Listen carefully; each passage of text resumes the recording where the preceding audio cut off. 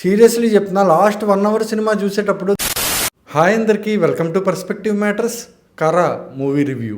Views అయితే బాగానే వస్తున్నాయి కానీ సబ్స్క్రైబర్లు పెరగట్లేదు. కొంచెం ఛానల్ని సబ్స్క్రైబ్ చేసి పెట్టుకోండి. అలాగే వీడియోని చివరి వరకు చూసి నచ్చితే ఖచ్చితంగా లైక్ చేయండి. బేసిక్గా నేను ఈ సినిమాకి వెళ్ళడమే కొంచెం ఎక్స్పెక్టేషన్స్తో వెళ్ళా. అంటే అద్భుతంగా లేకపోయినా కూడా వరస్ట్గా అయితే ఖచ్చితంగా ఉండదు అనే ఎక్స్పెక్టేషన్స్తో వెళ్ళా.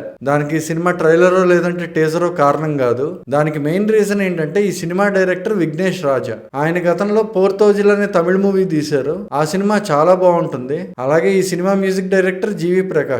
ఇంకా ఎక్స్పెక్టేషన్స్ పెట్టుకోవడానికి లాస్ట్ ఫ్యాక్టర్ ఏంటంటే ఈ సినిమా హీరో ధనుష్. ఈ కరా అనే సినిమా ఒక పీరియాడిక్ డ్రామా.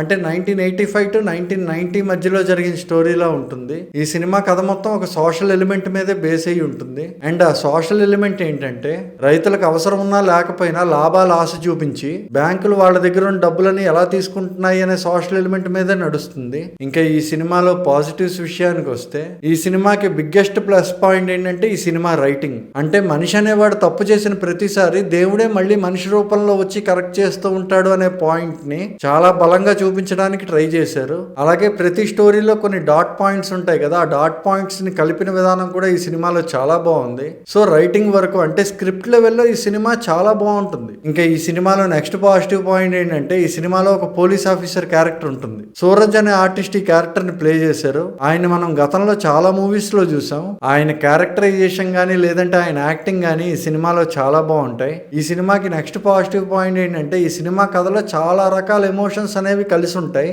అంటే ఫస్ట్ 40 minutes ఒక డ్రామా నడుస్తుంది. ఆ తర్వాత ఒక 1 hour కథ క్రైమ్ థ్రిల్లర్ జోన్ లోకి మారుతుంది. ఇంకా last 1 hour cinema robin hood phase లో నడుస్తూ ఉంటుంది. ఇంకా ఈ సినిమా నెగిటివ్స్ విషయానికి వస్తే ఈ సినిమాకి బిగ్గెస్ట్ నెగిటివ్ పాయింట్ ఏంటంటే స్క్రీన్ ప్లే. ఈ సినిమాలో ట్విస్ట్లు గట్రా అలాంటివే ఉండవు.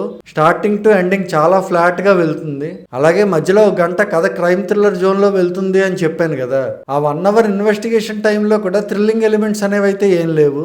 అంటే 2 గంటల 40 నిమిషాల సినిమాలో ఒకటంటే ఒకటి కూడా వావ్ అనిపించే మూమెంట్ ఉండదు. ఇంకా ఈ సినిమాకి నెక్స్ట్ నెగిటివ్ పాయింట్ ఏంటంటే ఈ సినిమా ఎగ్జిక్యూషన్. సీరియస్లీ చెప్తున్నా, లాస్ట్ 1 hour సినిమా చూసేటప్పుడు ధనుష్ లాంటి ఆర్టిస్ట్ ని పెట్టుకుని ఇలాంటి సినిమాలా మీరు తీసేది అనిపించింది. అంటే ఆ లాస్ట్ 1 hour కథ ఏదైతే ఉందో అది మనం ముందే ప్రెడిక్ట్ చేసేస్తాం. ఆ క్లైమాక్స్ ని మనం ముందే ప్రెడిక్ట్ చేసినా కూడా దాన్ని 1 hour సాగదీసి చూపించడానికి ట్రై చేశారు. ఆ పాయింట్ దగ్గర మాత్రం లిటరలీ ఆడియన్స్ కి ఒక పరీక్షనే చెప్పాలి ఈ సినిమా. ఇంకా ఓవరాల్ గా కరా అనే సినిమా ఎలా ఉంది అని నన్ను అడిగితే మంచి కదా, బట్ తీసే ప్రాసెస్ లో కంప్లీట్ గా ఫెయిల్ అయ్యారు. ఓవరాల్ గా అయితే నాకు ఇది ఒక బిలో యావరేజ్ సినిమా అనిపించింది. కాకపోతే స్ట్రాంగ్ సోషల్ ఎలిమెంట్స్ అలాగే పెర్ఫార్మెన్సెస్ ఉండడం వలన ఓటీటీలో వర్కౌట్ అయ్యే ఛాన్స్ అయితే ఉంది. మరో సినిమా రివ్యూతో మళ్ళీ కలుద్దాం. Until then bye.